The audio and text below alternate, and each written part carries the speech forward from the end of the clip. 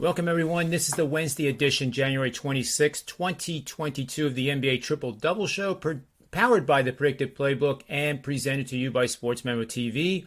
As usual, I'm your host, and I'm joined by my good friend and professional sports bettor, Ronald Cabang.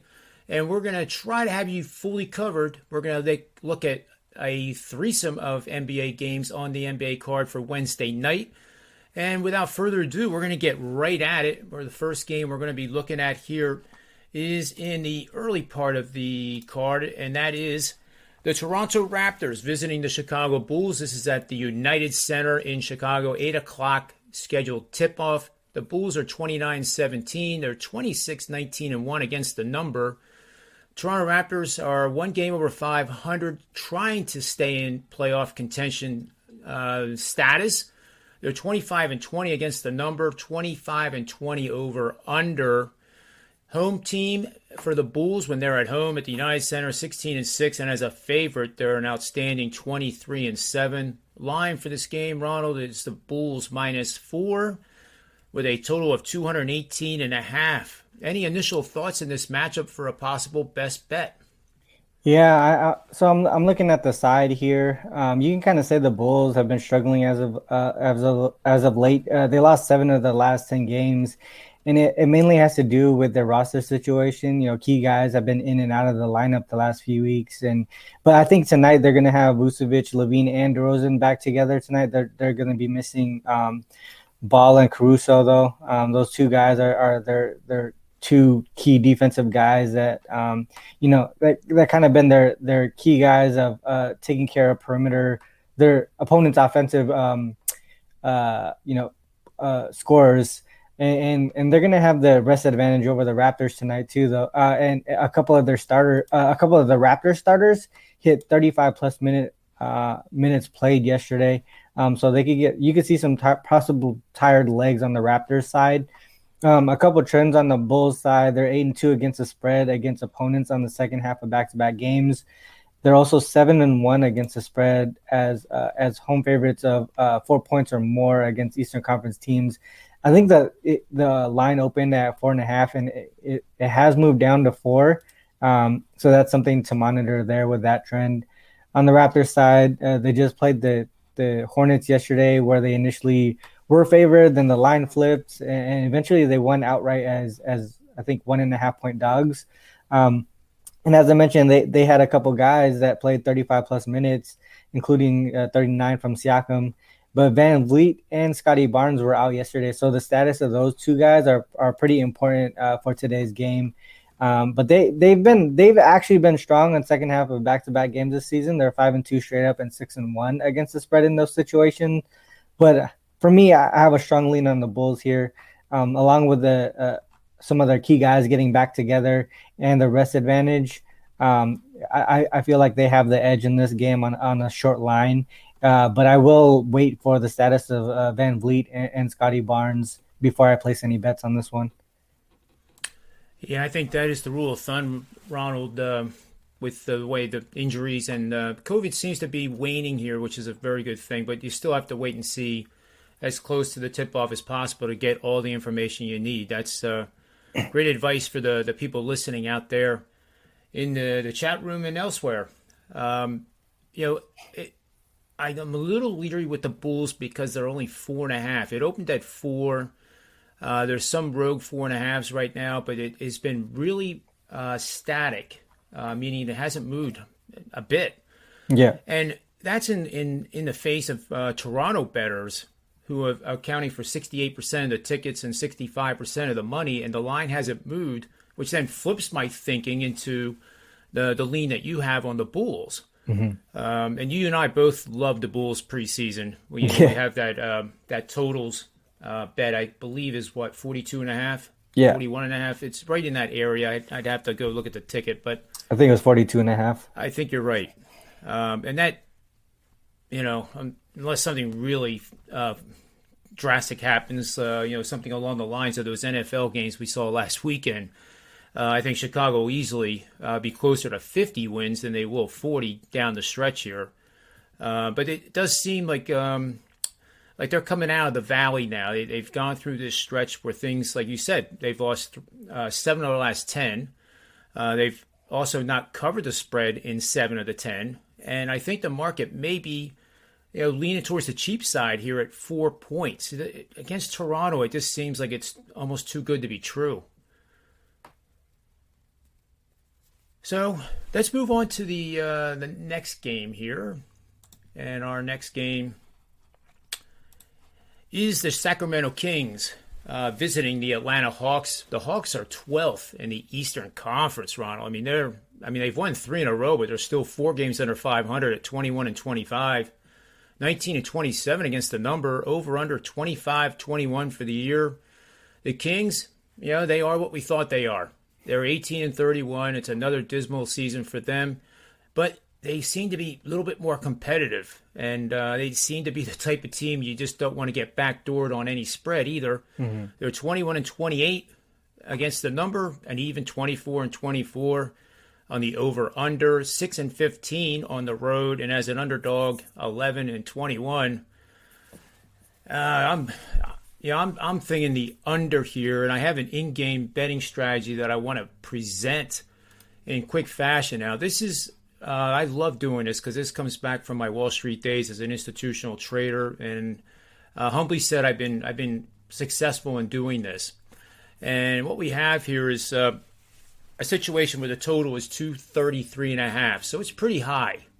And with a team like Sacramento who likes to run, play fast, but sometimes they don't score. And that's what I'm trying to avoid here. So what I'm recommending, if you're a $100 per game bettor, you would take $50 of that, or 50% pre-flop, and bet the over at 233.5 or whatever the line is currently at your book. And then in-game, let's look at the possibility that the game doesn't get out to a fast start. Look for 228.5, 225.5 in the first quarter only. And here's why I'm saying the first quarter only, is that the Hawks, here, let me get back to this note here, Ronald. Let's see. Okay, the Hawks and Kings rank 15th in the NBA, averaging 27.9 points per first quarter, and the Kings are 22nd in the NBA, averaging 26.8. So you can see that both these teams rank in the lower half of scoring, although they are part of the highest scoring teams in the NBA, especially the Hawks of late. They're averaging 117 per game. But both teams don't start out very well. And that is where the opportunity is. Now we move to the second quarter. And let's see, the second quarter totals here. The Hawks are the top scoring third quarter team in the association, averaging 29.4 points, and ranked third, averaging 28.7 points in the second quarter. Moreover, the Kings ranked 24th, allowing an average of 28.7 points in the second quarter, and 29th, allowing an average of 29.1 points in the third quarter. So the scoring keeps going up and up and up in the fourth quarter, and this matchup is no different. So I'm willing to follow that trend, and I probably will play it that way, Ronald, where I'll just put half down on the over, see how that first quarter goes, and if I can nail that 228.5 and 225.5, I know I have matchups in second, third, and fourth quarter that are quite favorable for that over to possibly be a winning ticket. You have any rebuttals or comments about that in-game betting? Yeah. So did you say you were doing the over or the under? Sorry, the over. The over. Okay. Yeah. I get it because they score, they do score a lot of points, but I looked up I was looking into this game yesterday as well, especially after the Kings lost by like 40 points, right? So I was looking at both the side and the total in these types of situations here, and what I came up with was when teams who have lost 40 or more points in their previous game, they're actually 5-1 against the spread in the following game. So that kind of, I know that it's hard to back a team that just lost by 40 points, but at this point this season, 5-1 is a pretty good percentage there, to back the Kings, and you're getting more points as as much as the public is backing the Hawks here, you could probably get double digits closer to tip off. And most guys are game time decision here as well. So it's going to be tough to even know where that line ends. We don't know if Fox is going to play. We don't know if Bogdanovich or Hunter will play on the Hawks side. But a couple of things that I also noticed were a couple of trends on the under. Kings 7-2 to the under when they play with no rest. So second game of back-to-back games, they're 7-2 to the under in those situations. And the Hawks are 4-1 to the under at home with 2 days of rest or more. So those are a couple of things to as far as looking at the under here. But I totally get where you're going with the over and how these guys score. So this one is a wash for me in my opinion. Yeah, I like your points. I definitely like your points, and I'll make sure I make a comment in the YouTube channel there to make sure if anybody is tailing this, what'll be going on. I have a full-blown article over at sportsmemo.com in the news section. Just click on Sports Memo News at the top of the page, and it'll take you right to this full-blown article on the in-game betting as I just described it. And then you have it in written content. Let's move on to the last game we have here, and this is the Phoenix Suns Utah Jazz, and this is immediate revenge for the Utah Jazz, who have fallen literally almost off the cliff, Ronald. I don't know how to describe it. They're 2-8, straight up 2-8 against the number. Just not playing very well. I think they played much better than the most recent 9 games in the loss to Phoenix, which was 115-109. Phoenix did not cover as a home favorite of 12 points. Do you see any opportunities initially in this matchup? Yeah, I do. I do like the Suns in this matchup here. I know they're missing a lot of key guys here, but I think on the Jazz side, not having Rudy Gobert is actually more important than the cumulative players that are out for the Suns. The Jazz are 1-5 straight up without Rudy Gobert in the lineup, and they're also 8-16 against the spread at home. And then the Suns, they're 7-3 against the spread as away favorites against Western Conference teams, 6-3 against the spread on the road against teams with a winning record. To me, I think most of the signs are pointing towards the Suns. I know a couple of key guys are out for the Suns, though. I just feel like Gobert is just too much of a key player for this Jazz team. Sort of like how Draymond is with the Warriors. Their offense doesn't run well. Their defense kind of suffers a little bit.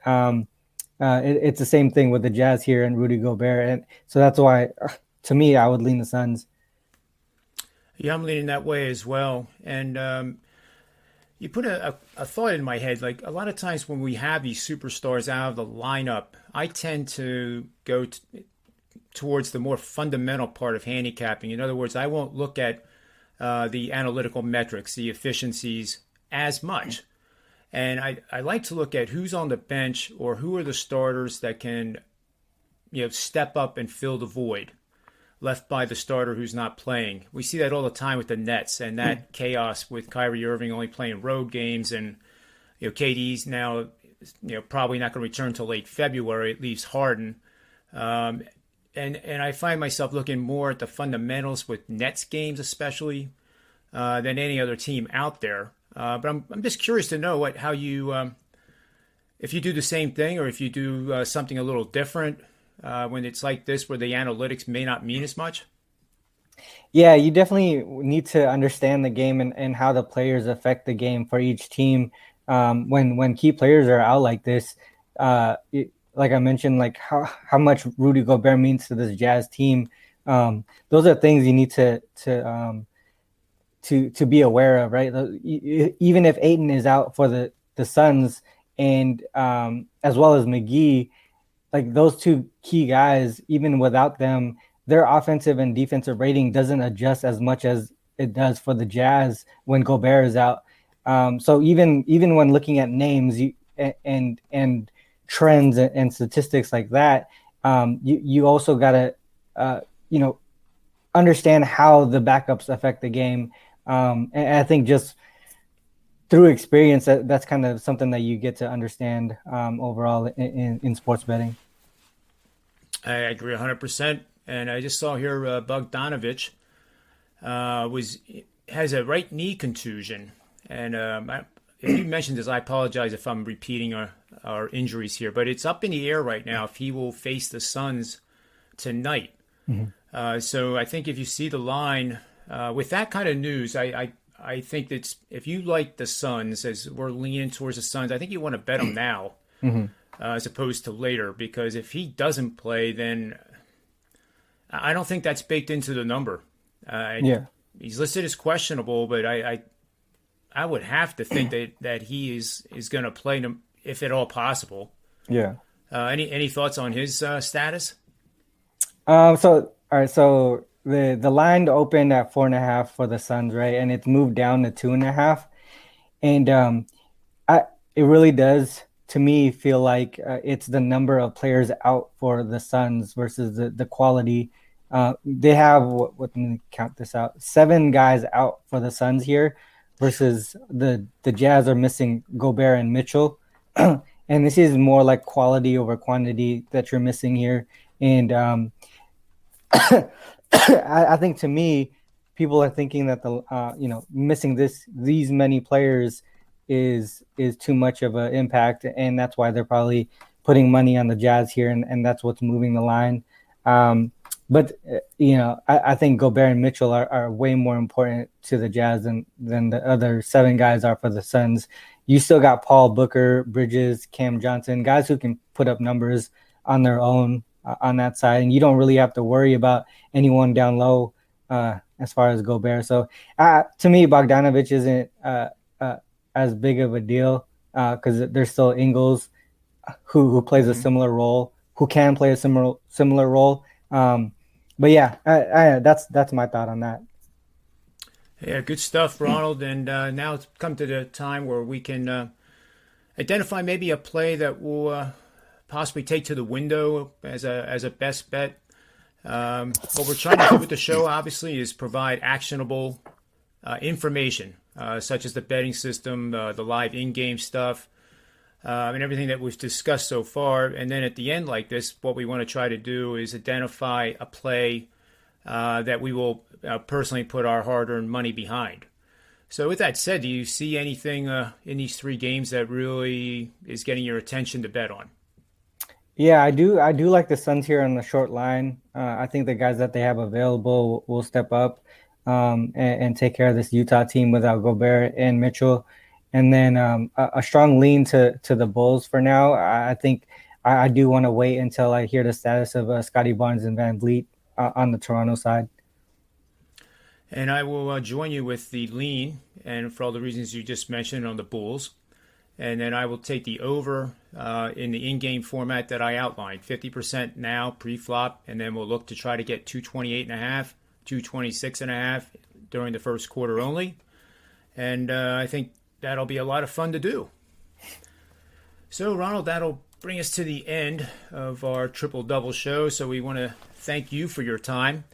And thank everybody out there, guys and gals that are watching this on Monday, Wednesdays, and Fridays. You get to see me on Tuesdays and Thursdays, which isn't the worst thing in the world, I guess. But have yourself a great Wednesday night in the sports betting market. And as always, remember, bet with your head, never over it, and may all the wins be yours.